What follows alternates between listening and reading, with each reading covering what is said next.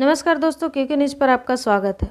तो दोस्तों, बहुत ही बड़ी खबर है और आज भारत ने एक ऐसा इतिहास रच दिया है जिसके बारे में किसी ने सोचा ही नहीं था और इसे भारत की सबसे कठोर जीत कही जा रही है, यानी कि अब तक की सबसे मुश्किल जीत। और ऐसा क्यों कहा जा रहा है? क्योंकि भारत ने ये जीत हासिल करी है वर्ल्ड ट्रेड ऑर्गेनाइजेशन में, यानी कि WTO में।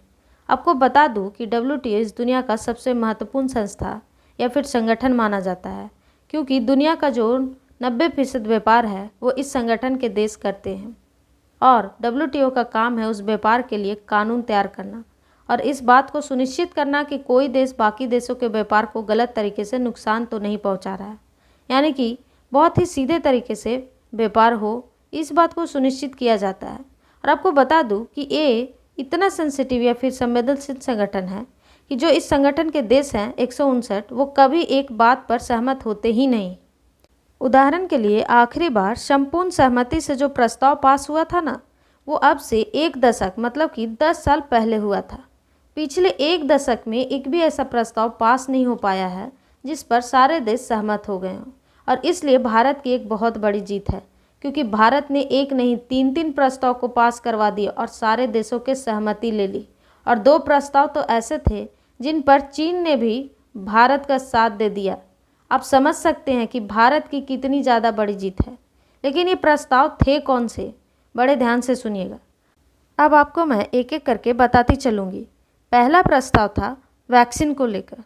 दरअसल भारत डिमांड कर रहा था कि पश्चिमी देशों की जो बहुत ही बड़ी अमीर और ताकतवर एडवांस कंपनियां हैं जो वैक्सीन बनाती है, उनके पास बहुत ही ज़्यादा हाईली इफ़ेक्टिव वैक्सीन मौजूद है, लेकिन वो इसे बहुत ही ज़्यादा भारी कीमत पर बेचते हैं और इसका मोटा मुनाफा कमाते हैं। लेकिन जो गरीब देश हैं वहाँ पर वैक्सीन नहीं पहुँच पा रही है और इसलिए भारत ने कहा कि इन कंपनियों का जो पेटेंट है वो रद्द कर दिया जाए। आपको बताते चलूँ कि पेटेंट रद्द होने से क्या होगा।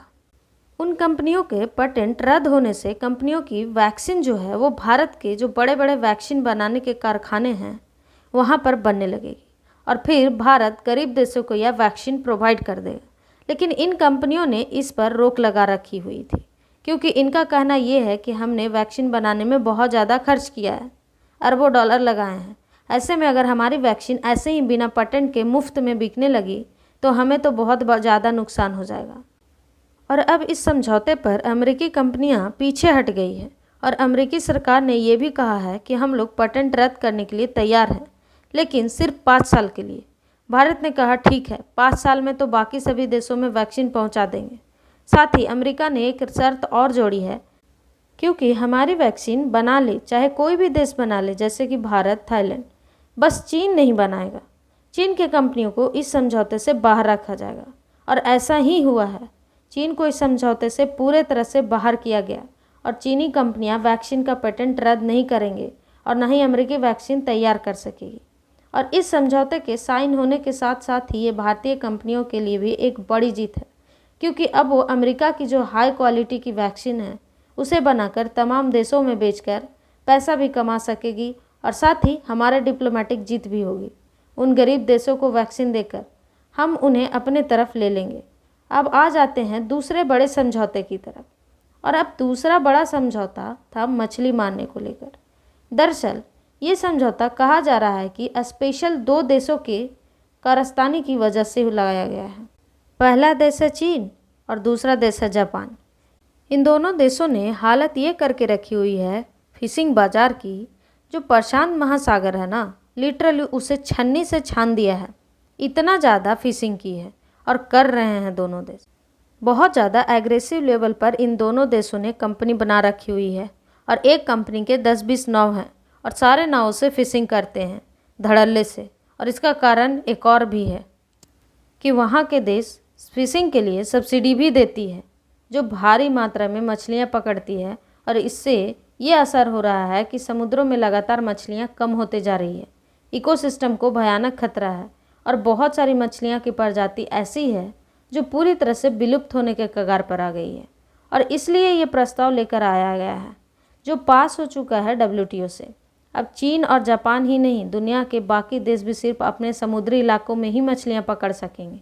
अगर ये किसी दूसरे देश के इलाके में पानी में जाते हैं और वहाँ मछलियाँ पकड़ते हैं तो चीन और जापान को इस कंपनियां की सब्सिडी खत्म करनी होगी। इस वजह से ये कंपनियां बहुत ही ज़्यादा हेवी लॉस में जाएगी और अंत में बंद हो जाएगी। यानी कि ये पनिशमेंट का तरीका निकाला गया है जिससे कि ओवर फिशिंग पर लगाम लगाई जा सके। अब आ जाते हैं तीसरी समझौते पर, जो बहुत महत्वपूर्ण है।